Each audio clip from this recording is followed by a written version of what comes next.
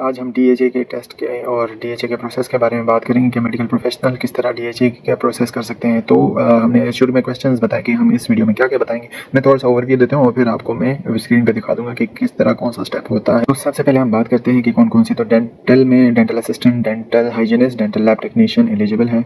इसके अलावा 4 ईयर जिन्होंने किया हुआ है वो डेंटल टेक्नीशियन के लिए एलिजिबल है। डेंटल हाइजीनिस्ट के लिए 4 ईयर डेंटल हाइजीनिस्ट की डिग्री एलिजिबल है। ये सऊदी की तरह कॉम्प्लेक्स प्रोसीजर नहीं है, बड़ा आसान प्रोसीजर है, इसको आप इजीली कर सकते हैं। मैं स्टेप बाय स्टेप बता देता हूँ। जैसे सेल्फ असेसमेंट में आप देख लेते हैं कि आप एलिजिबल है कि नहीं है। यहाँ थोड़ा सा सऊदी से अलग ये चीज़ है कि इसमें आपके पास एक्सपीरियंस होना, कुछ स्पेसिफिक उसमें आपके पास एक्सपीरियंस होना लाजिम है।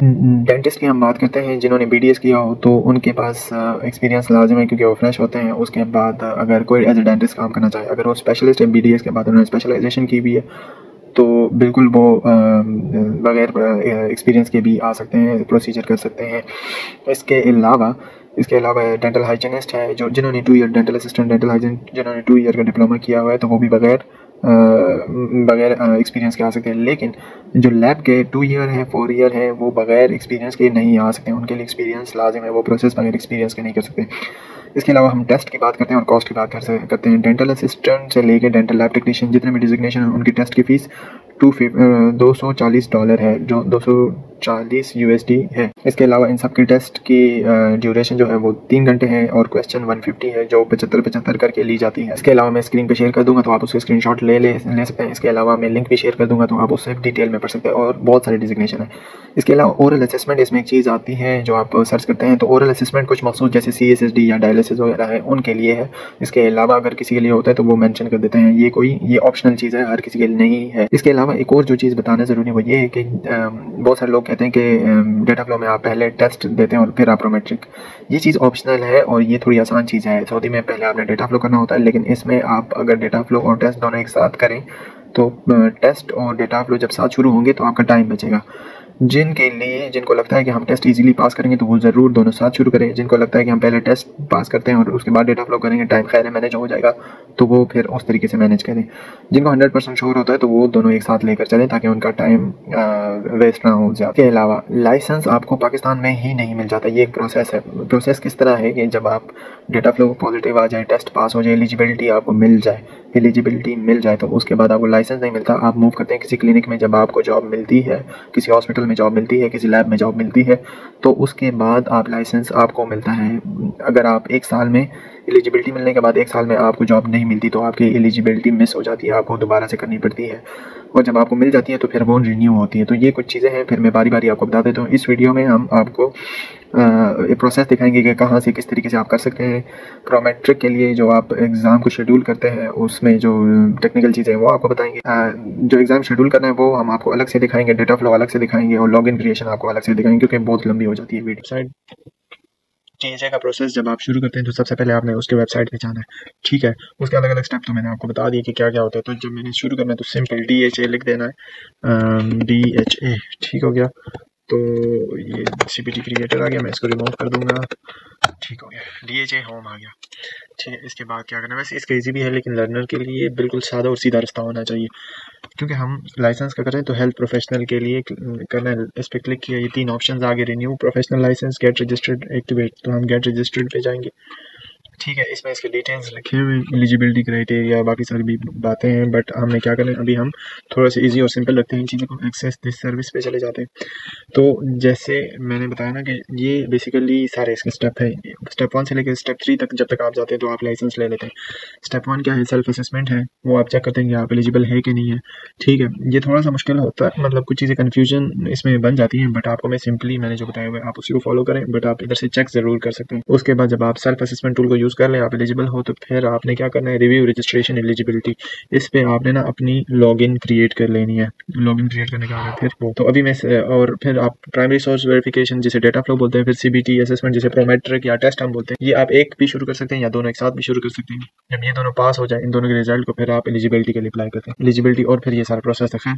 तो अब सेल्फ असेसमेंट के टूल के लिए आप यहाँ से क्लिक करते हैं। तो अब ये हम आगे सेल्फ असेसमेंट के टूल, इसके बाद आपने यहाँ से सेल्फ असेसमेंट स्टार्ट, हम आगे सेल्फ असेसमेंट असेसमेंट टूल पे, सेल्फ असेसमेंट टूल पे जब हम आ जाते हैं तो अच्छा, अगर आप डेंटिस्ट है तो आपने इसको सेलेक्ट करना है। अगर आप डेंटिस्ट नहीं है तो आप एलाइड हेल्थ प्रोफेशनल को सेलेक्ट करते हैं, ठीक है। एलाइड हेल्थ प्रोफेशनल को आप सेलेक्ट करेंगे तो वहाँ फिर आपने अपनी कैटेगरी को सेलेक्ट कर लेना है। जैसे आप डेंटल से हैं तो आपने डेंटल, आप बाकी भी जो जिसमें भी है तो आपने वो सेलेक्ट करना है। तो मैं डेंटल लैब को सेलेक्ट कर लेता हूँ, ठीक है। फिर आप विच टाइटल लैब टेक्नीशियन AID, अगर आप हेल्पर टाइप मतलब जो है तो उसमें आप AID सेलेक्ट करते हैं, और अगर स्पेशलाइज है तो टेक्नीशियन।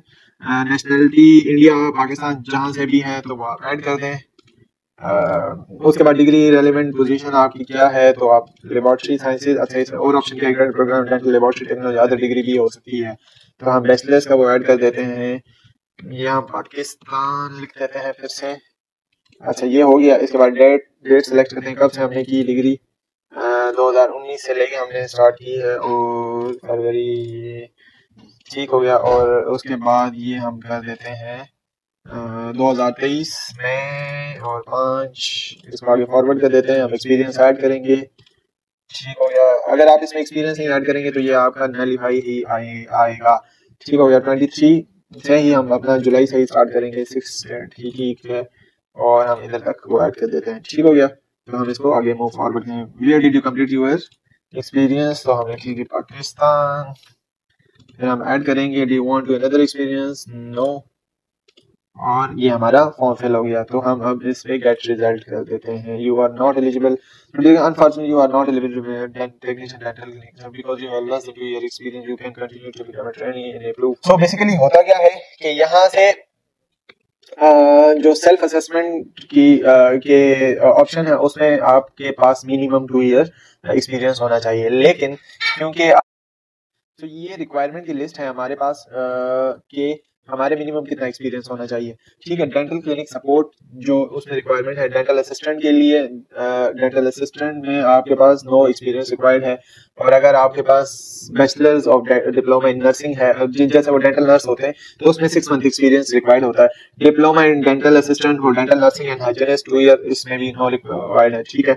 इसके अलावा ना ये लिखा है क्वालिफिकेशन फॉर DDS वो, तो इसमें भी नहीं रिक्वायर्ड। अच्छा आपकी ना जैसे शुरू में बताया गया है कि आप जब टेस्ट दे देते हैं फिर डेटा फ्लो वगैरह एलिजिबल हो जाए, जब आप एलिजिबिलिटी का अप्लाई करते हैं तो विद इन 1 ईयर आपको वो, तो उसके बाद आप वो एज ए ट्रेनी 1 ईयर काम करते हैं और उसके बाद आपको लाइसेंस, मतलब वो लाइसेंस आपको मिल जाता है, लेकिन फिर आप उसको 2 ईयर में कन्वर्ट करते हैं। तो ये एक प्रोसेस है। फिर हाइजीनिस्ट के लिए 2 ईयर, हाइजीनिस्ट जो जिन्होंने डिग्री कंप्लीट की हुई है, ठीक है, complete diploma for dental hygiene, तो उनके लिए भी 4 ईयर एक्सपीरियंस रिलेवेंट उसमें रिक्वायर्ड है। डेंटल असिस्टेंट डेंटल नर्स के लिए और हाइजीनिस्ट के लिए जो 2 ईयर कोर्स ड्यूरेशन है उनके लिए रिक्वायर्ड, लेकिन जिनका बैचलर्स का है तो उनके लिए 2 ईयर एक्सपीरियंस रिक्वायर्ड है। इसी तरह डेंटल लैब टेक्नीशियन में भी 2 ईयर एक्सपीरियंस रिक्वायर्ड है। डेंटल लेबोरेटरी हेड के लिए भी 2 ईयर एक्सपीरियंस रिक्वायर्ड है। तो ये कुछ कैटेगरीज है। डेंटल असिस्टेंट और डेंटल हाइजीन टेक्नीशियन जो है जिन्होंने 2 ईयर डिप्लोमा किया हुआ है उनको नहीं रिक्वायर्ड, और बाकी सबको रिक्वायर्ड है। इसके अलावा जो चीजें हैं वो ये है कि जैसे फर्स्ट करें डेंटिस्ट जो जाते हैं तो उनके लिए क्या रिक्वायरमेंट है, जो स्पेशलाइज है जिन्होंने BDS किया हुआ है और उसके बाद कोई उनके पास स्पेशलाइजेशन है तो उनको तो एक्सपीरियंस की जरूरत नहीं है, लेकिन जो स्पेशलाइज नहीं है और जिन्होंने सिंपल BDS कंप्लीट किया हुआ है तो आप इसको स्क्रीनशॉट लेके आप इसकी डिटेल्स तरतीब से पढ़ सकते हैं, तो उनके लिए भी है। अच्छा इसके अलावा क्या है, तो जब आपकी सेल्फ असेसमेंट होगी, आप एलिजिबल हो गए, तो फिर आपने क्या करना है कि यहाँ से आपने ना लॉगिन क्रिएट कर लेना है। यूजर मैनुअल है कि किस तरीके से आपने वो करना है, ये यहाँ से डाउनलोड हो जाता है। आपने प्रॉपर अपना यूजर मैनुअल बना लेना है, सब कुछ आपका कंप्लीट हो जाए। इसमें ये आपको इसमें हम अलग से वीडियो बनाएंगे क्योंकि ये एक प्रॉपर डिटेल वर्क है। इसमें जब आपका यूजर मैनुअल आप इसको रीड करेंगे, यहाँ से आप अपना यूजर नेम पासवर्ड सब कुछ ऐड करके लॉगिन क्रिएट करते हैं, ठीक है। आपका रजिस्टर्ड हो जाए, आपका वो इधर ID बन जाए, रजिस्टर्ड पे आप क्लिक करते हैं और उसके बाद डिटेल्स ऐड करते हैं। जब आपकी ID बन जाए तो उसमें आपको एक यूनिक नंबर दिया जाता है। तो वो यूनिक नंबर किस काम आता है मैं आपको बता देता हूँ कि आपको हमने जैसे मैंने आपको बोला, जब आप रिव्यू रजिस्ट्रेशन एलिजिबिलिटी पे जाते हैं, सेल्फ असेसमेंट के बाद ये लॉगिन क्रिएट हो गया आपका।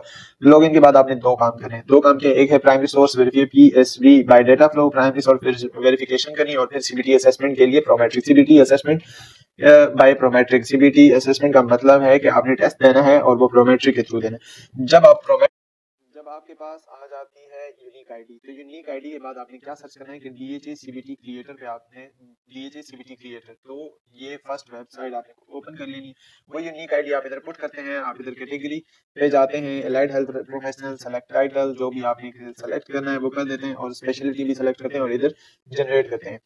अब आप आ जाते हैं, ये मैं प्रोमेट्रिक के लिए बता रहा हूँ, प्रोमेट्रिक के लिए ये आ जाते हैं प्रो शेड्यूलर। अच्छा, प्रोमेट्रिक पे आप क्या करते हैं, शेड्यूल पे जाते हैं, ठीक है, और आप आगे फिर वो फॉरवर्ड करेंगे। आगे इस जगह पे आपसे ना वो नंबर मांगा जाता है, तो वो जो नंबर मांगा जाता है वो इधर से जनरेट होता है। तो ये मैं एक प्रोसेस आपको बार बार वो एक तरतीब से बता रहा हूँ, दोबारा मैं रिपीट कर देता हूँ। सेल्फ असेसमेंट हो गई, आपकी लॉगिन रजिस्ट्रेशन हो गई, रजिस्ट्रेशन में आपको यूनिक आईडी मिल गई। यूनिक आईडी मिलने के बाद आपने CBT के लिए मतलब प्रोमेट्रिक टेस्ट के लिए आप अपने अपॉइंटमेंट लेना चाह रहे हैं, तो अपॉइंटमेंट लेने से पहले क्या काम करेंगे, आपने ये वाला जो नंबर है ये क्रिएट करना था, ठीक है। तो वो यूनिक आईडी इधर डाल के यहाँ से जनरेट करना है।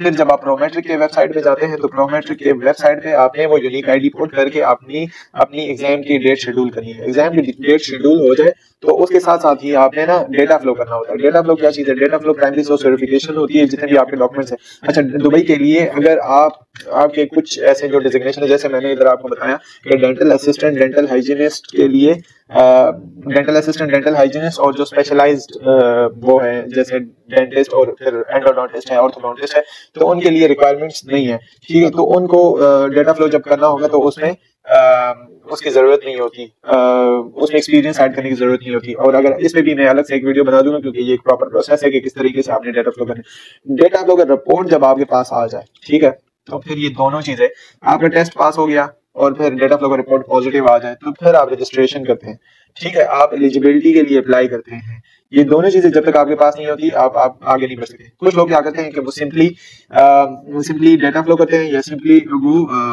डेटा फ्लो करते हैं या सिंपली वो टेस्ट दे देते हैं, टेस्ट पास हो जाते हैं फिर डेटा फ्लो करते हैं। लेकिन अगर कुछ लोग 100% श्योर है, जिनको पता है कि हम टेस्ट पास कर लेते हैं, तो उनको चाहिए कि डेटा फ्लो साथ ही शुरू करें, क्योंकि डेटा फ्लो पे तकरीबन 35 से लेके 2 महीनों तक रखते हैं, 35 दिन से लेके 2 महीनों तक, तो वो टाइम आपका बच जाता है।